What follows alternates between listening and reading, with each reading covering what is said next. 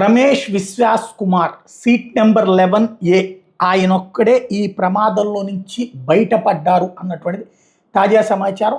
Air India విమాన ప్రమాదంలో మృత్యుంజయుడుగా ఆయన పిలుస్తున్నారు.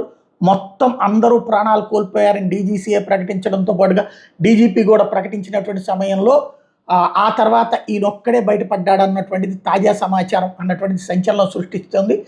అక్కడ రమేష్ విశ్వాస్ కుమార్ సీట్ నెంబర్ 11Aలో ఉన్నారట. ఈ ప్రమాదం జరిగినటువంటి సందర్భంలో ముందు వైపు వెనక వైపు తగలబడుతున్నటువంటి సందర్భంలో అది భారీగా పెట్రోల్ కూడా ఉంటుంది, దాంట్లో అంటే వైట్ ఆయిల్ ఉంటుంది.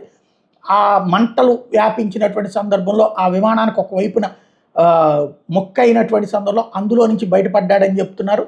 అసలు ఏం జరిగింది ఏంటి అన్నటువంటిది ఇప్పుడు అతను తీవ్రంగా గాయపడి ఉన్నటువంటి వ్యక్తిని ఆసుపత్రికి తీసుకెళ్లారు. ఆసుపత్రిలో ట్రీట్మెంట్ తర్వాత తన నుంచి అసలు ఏం జరిగిందనేది తెలుసుకునే అవకాశం ఉంటుంది. పక్కన బ్లాక్ బాక్స్ అంటారు, విమాన ప్రమాదం జరిగినప్పుడు ఆ చివరిలో లోపల జరిగినటువంటి ప్రతి ముక్క పైలట్ మిగతా వాళ్ళతో ఏం మాట్లాడారు, మిగతా వాళ్ళు వాళ్ళతో ఏం మాట్లాడారు, ఇవన్నీ కూడా అందులో రికార్డ్ అయి ఉంటే అవన్నిటి చూస్తే అది చెక్ చేస్తే కానీ డీజీసీఏ బయటికి తెలియదు.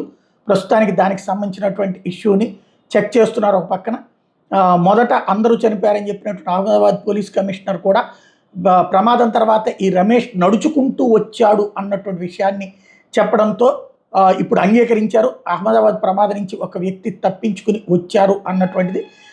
ఇప్పుడు ఆ విశ్వాస్ కుమార్, రమేష్ విశ్వాస్ కుమార్ ఎవరు, ఏం జరిగింది, అతను నడుచుకుంటూ రాగలిగాడంటే చాలా మేజర్ ఇష్యూ. తగలబడిపోతున్నప్పుడు లోపల ఉన్నటువంటి డోర్లు రెండు వైపులా ఓపెన్ కావు, ఎమర్జెన్సీది కానీ ఇది కానీ, అందులో ఎమర్జెన్సీగా పడిపోయింది కాబట్టి అట్లాంటప్పుడు తను ఎలా రాగలిగాడు అన్నటువంటిది, ఏం జరిగింది అన్నటువంటిది ఇప్పుడు కీలకమైనటువంటి అంశం. దర్యాప్తులో కానీ అసలు విషయం తెలియదు.